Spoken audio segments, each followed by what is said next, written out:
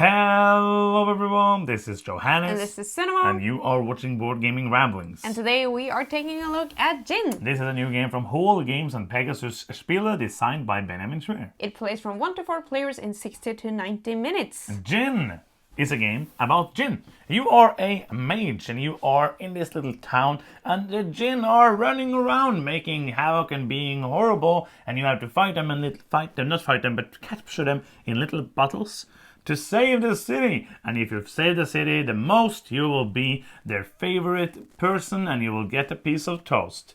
That is the thing you do in the game. Djinn is a game with no like round structure. You are going to be moving around this action selection board, taking very small quick actions, and when you're with Djinn, you will try to capture them. If you capture all of the boss Djinn or you get them to run away, the game is going to end.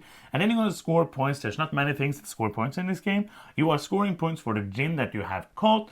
Going to be more points if you have them in bottles, but you can also store them in some magic spell circles, which will give you tiny points, but you will get more points in the bottles. And there's some other small things you get points from here and there. And you're going to score points for some common goals. And the player who has the most points is the winner of Djinn. The different actions that you will be doing in this game is going to the market to get the things that you need, like bottles and scrolls and coins and corks for your bottles. There's different colors of bottles that you can get. You will be finding treasures that gives you random resources. You will be getting mages to help you fight the Djinn, and you will be upgrading things to be able to do more actions. You will buy equipment, or actually make equipment and buy corks as well. And these are the kind of actions you're going to do, moving around. Every time it's your turn, you're moving one of your characters, the only one, that's you. You're going to move yourself. You're not actually going to be standing on the board. You have a little mage that is like you in the game. You're going to move that one space on this map. You're seeing it in pictures to make more sense. One step forward, you always have two choices. You do an action there, and next time you're going to have two choices again. You can never move backwards, and you're going to continue doing that until the end of the game. And then points wins the game. The game also has something that we are a fan of, and that is it has components and it has artwork. Yeah. Because a game with no components and no artwork will be pretty boring to play. It's not a game. Yeah, you might argue. It might be, because like you could play, for example, you could play a role-playing game with no components and no artwork. But I love the artwork in this game. It's very because classical. You are the expert on artwork. I am. You are. And it's the same artist that has done many games before, but he's also done Crown of Imara. I really like this art style. I think it's really fitting to the game. And also, I really like the thematic that you have this little bottle components, and you can put the Djinn actually on top of it, and you can put the cork there as well, so it looks like you've actually trapped the Djinn in the bottle. And it's satisfying in a weird way. Like it feels very good to like, oh, I'm putting this Djinn in here. Oh, I have to put a cork there so he doesn't fly away. And it's also very easy to remember that rule. Yes. Because it makes no sense to put him in there and he's going to fly away, and you're going to be like, no, it doesn't actually fly away. There's no real Djinn in the game. So if you're afraid of Djinn, we're hurt in making of this video. No, and also you will not be hurt by Djinn by playing this game. Yes. The game also has a rulebook. Yes, it does, and it's here. I am the expert on rulebooks. The rulebook is 16 pages long, with the last 2 pages being like some achievements and solo plays. They're an appendix, so the actual rules are 11 pages long. It's a very simple game, and the rulebook is well laid out. The rulebook is easy to read. There's a lot of I love this. The thing I always love. I remember, I think maybe the first I played with this, where there's color-coded actions, I think was Russian Railroads. I remember reading that rulebook and being like, that is smart. It makes it so much easier to reference back, because referencing back in some rulebooks is very hard. When you are looking for, what is that rule again? I have to look through the whole thing. If I go here, I want to know about actually fighting Djinn. It's here. It's the gray action. Very simple. Everything about that is in that part of the game. Very, very well out. I'm going to give this 3 bottles and a cork right up. And then the game also comes with some small player aids, which reminds you what you're getting points for, and also the cost for capturing Djinns and so on, which is also really helpful. Yeah, there's no like reference for the actions, because the actions are very simple. Oh yeah, and but there is. They're on the board. And all of the actions are explained on the board, and I love that, because the action spaces are like a good action where you get to do it like awesome, and then like just a little action where you're gonna do it bad. Well, it would be hard to remember the difference between like the big action and the small action, but it's all laid out on the board. One is round and one is like a square thingy. But yeah, as I said, like every single action is printed on the board how it works. That is super good. And with that play rate as well, it's very simple to play the game. We have played the game with 2 people and with 4 people. Yes, and we have spent 45 to 75 minutes on this game, which means that it's actually well within what the box says. I think you can easily play this with 4 people, which of course, if they don't have a lot of AP. You can play this in an hour with 4 people, I think, with no problem. And it could play it longer, depending on how people are playing the game, because you can kind of rush it, and you can kind of build yourself up. We played a few 2-player games, and even though we played it one time, I felt like we rushed very hard, and other times we didn't. I didn't feel like the play time was more than maybe 5-6 minutes difference. So did you find one of the player counts better than the other? Well, the 2-player games that we played were very snappy. Yes. But also when we played it with 4 players, that was like the first game we played. Also, I wouldn't bother because you do these micro turns. So even though people are thinking a little bit, it goes so fast because you're doing so little on your turn, and usually you will be planning some turns ahead because of the way that your mage moves around, which also eliminates a lot of the AP, I felt like. Yeah, like the action selection system is pretty neat in that way. Because as I said, like you're always gonna have 2 choices. Or 3 when you're moving from a big action. That's true. So you're gonna have 2 or 3 choices, and that choice is gonna lead to 2 or 3 choices. And that might sound like, okay, but if I go there, then I'm going to have this, but if I go there, then I'm going to have this. It doesn't do that because the actions are very simple, and you most of the time, as you say, you probably have, the 4 or 5 next actions you're going to do because it makes sense for the puzzle that you are doing. So let's say that I want to go to like go for a treasure chest, like the round action, which gives me 2 treasure chests. Dun, dun. I can go to 2 spaces before I go to that one, so I have to choose between those 2 on my route. So you have those simple, what do you call it, choices, I feel like. What you're doing in this game is pretty straightforward. It's the core puzzle is very much the thing of getting magic points, which you use for fighting the Djinn, getting the corks, getting the bottles, and putting the Djinn into the bottles. You also might want to do like getting the same Djinn, like the same colored bottles with the same Djinn colors, because there's 4 different colors, and you have the bosses kind of like a joker, because you can exchange 3 of them for like a bonus. They're not going to be worth any more points when you exchange them, but they're just going to give you like a tiny bonus for doing that, which just it makes your little timing thing better, because this game is all about, I feel like, choosing a route and doing things quicker than the other players, because everybody's trying to do the same thing. There's a little bit of interaction with, you can take the Djinn I want, like some, especially even in 2 players, sometimes I had to rethink my whole plan, because you just went there and you could have gone the other way and taken those Djinn, but you knew that if you go there, that's the place I could go next time. I'm doing these things on the table where you can't see them, so it doesn't make any sense at all. I'm probably going to add pictures, but I think that the core puzzle is going to be who managed to catch the most Djinn and put them in bottles the fastest before the game ends. Yes, and you're doing that with the help of many other things as well. You're going to the market to buy the equipment that you need. That is sometimes essential, but you can also do these other things to make it easier to catch the Djinns. For example, have these mages help you. That is, and you can make equipment to get you bonuses or instant effect, which is really helpful. But when you are planning out your game, you will probably do a little bit of everything, but you have like maybe a route that you're planning, that you're doing like one of the things a lot, or you ignore, for example, one part of the game, so you're like neglecting one of the actions, or focusing more on some of them. Yeah, it's a very smooth game in that, like you are, for many reasons, and one of them is that the actions are small, and one of them is that it's easy to plan ahead. And as you said, you are kind of one of the things in the game, because one of the variability things in the game is that the action spaces are going to be randomly put out at the beginning of the game. So like many other games, you're kind of like looking at the game state, and when you decide where you're going to start, you kind of probably already chose like, okay, this little route of 4 or 5 actions, I can go around and around. And if I go like a little bit more longer route one time, then I can do that. I can actually turn around and doing these things.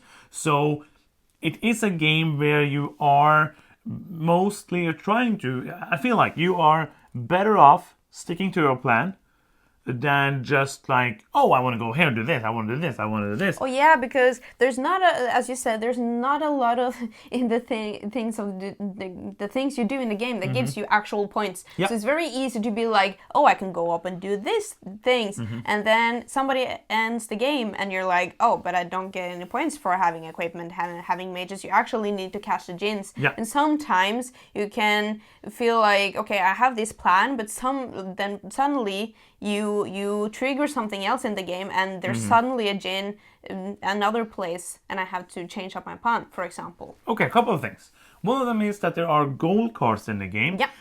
You're going to place out 3 of them at the beginning of the game. There's quite a big pile of them, so it's going to change up the bit, because it's actually, many of them I feel like changes the game quite a bit, depending on if people are going to ignore them or actually do them. Yeah. Like the first time we play, there's different things you can upgrade on your board. Yeah. You can like upgrade how the maximum amount of magic points you can have. You can upgrade the minimum amount of magic points you can have. So if you go to 0 and you have that marker at 2, you're going to remove it back to 2 at the end of the turn. So you always start your turn with 2 magic points.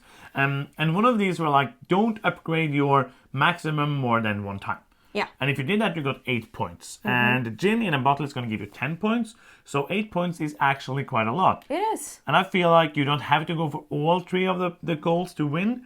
But if one player goes for all of the goals and you go for 0, you're going to have a very fast-paced, super good plan to be able to do that. Do you agree with that? Yeah, I felt like the common goals absolutely changes how you decide to play the game.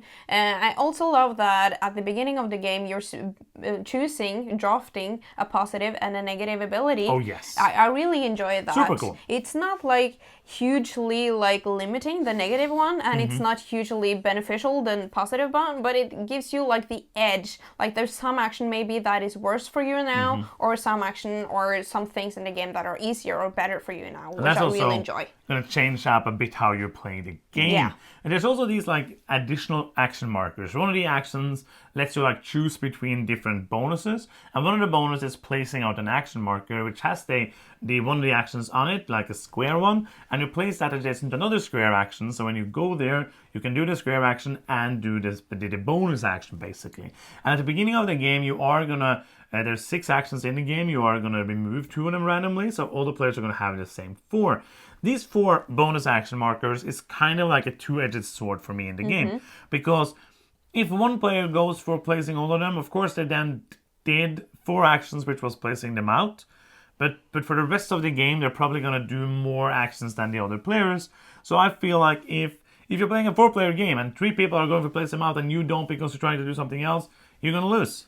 I feel like those are very simple and very like tempting to go for in the beginning, and I feel like you're building yourself up to do better actions later.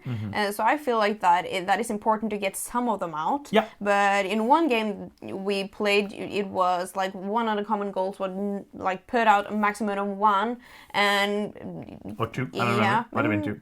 But if somebody else is rushing, it might not be worth those 8 points you get for that. So you have to like decide. Yeah, so I think that and also if you place all of them, you're going to get a bonus and you're going to upgrade that action as well. So that action is going to be better for you.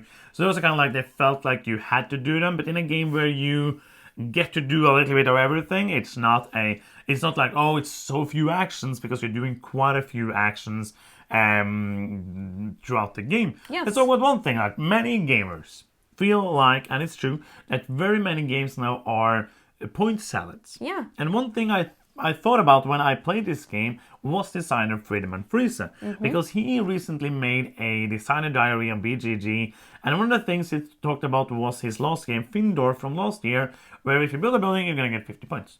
And if you build a lot of buildings and the other people don't build a lot of buildings, you're probably going to win. But if you build tightly, then it's the small points that's going to win you the game. And I feel, and he was like, I love that, because there are bigger moves to be had in the game. It's not like I'm doing something and I'm getting a point. He went so far as saying like some games it feels like if you're breathing, you're getting points. Like, oh, you're alive, 4 points for you. And sometimes I like point salad games, but sometimes I agree with him on those things. And this game reminded me, or like gave me, oh, this is something I think Friedman would like, because most of the things you get points for are getting the Djinn in the bottle. That's going to be 10 points. Yeah. And if you get a set, you get a bonus, but it's not going to be more points. It's the 10 points for each of them. And in the games you play... Yeah, and you're basically doubling the points, because having the Djinn in the magic circle is 3 points, having a bottle is 1 point, and a cork is 1 point. So those three things separately is 5, so you're basically doubling it to 10 if you get those three together. Yeah, then you would probably just want the 10 points. Yes. I didn't think about that before now, but that makes sense. So I really like... I think that's interesting in the game. So let's talk a bit about... what we think about the game, because most of these things are what we all of the things, like we're trying to explain the things that are in the game and all of that. Let's first, before we're gonna do like a longer, is it fun and final thoughts? But before that, let's talk about the weight. And who is it for? I think this is a medium light game. Do you agree? Yes. Yeah. I agree with you. Yeah, I think it's there's a lot of things, like there's many different elements, which is going to be, it's not a game I'm going to put, because you have the mages, you have the wizard, you have this, you have the course, you have all these different things you're going to do, and you have the planning of the action route. But for me, it feels like it's easy to choose what I'm going to do. So, but I think it's going to be like in the lighter edge of medium for me. Even though that this is not a point salad, it's a very positive reinforcement game. I feel like you can easily wander around on map and just like get a lot of stuff. Sometimes you get to an action and you're just like, oh, I don't have the coins that I need. I don't have the magic power that I need to catch these Djinns, and you have to do like plan right and have the timing right to actually succeed in this game. But it's a very cozy game. Yeah, I feel like you would like this this is like a family plus style game for me. I think it is not a very punishing game. It is not super tight. It is a efficiency puzzle game. So you're trying to do the things better than others, but all players will feel positive things for doing things. It's not like you don't have to work super hard to fight the Djinn. You could do it on your first turn of the game. So it's not one of those that is going to be beating you down and being super tight. It's a looser game. So if you love the hard, crunchy games, this might not be for you. But on the other side, it is a very short game. So it is a game that you can get easily played with players who don't like the heaviest games, and that are still enjoyable for heavy gamers. Yes. So let's talk about the most important thing. Is it fun? Final thoughts? Rating? Do you want to begin? Yeah, Before can do it. you begin, if you are still here and you enjoy what we do here on the channel and you haven't done so yet, you can help us out in a big way, which is free for you and free for us, but very helpful for us by giving us a victory point. Yes, and we get victory points when you click that subscribe button down there. You can also click the bell to get notifications every time we post a new video. No, go with them. Is it fun? Final thoughts, rating. Yes, I think it's fun. I like this game. I really did enjoy his last, or the previous game that he made, Crown of Amara. Yes. I think that is a notch up, like weight. This is lighter. Weight-wise, is that a word? Weight-wise. And also I think I enjoyed that more, but this also is a solid game. I enjoy how snappy the turns are. It really gives you that micro turn feeling that I get from, for example, McGurt's games. Yeah. And also I really enjoy what you said with Freedom on Free Say, that it feels really fresh, that you don't get points for all the money or scrolls you have. You get what you're trying to do is essentially put the Djinns in the bottles, and I like the little upgrades you do on the way to get there. Yep. I think the game works at all player counts. 2, 3, and 4 players I think works nicely. We don't play solos, I can't comment on that. But what I do think about this game is that it feels maybe a little loose for me. That is the only negative that I find. So I think this is a good game. I think I'm going to place this at a 7.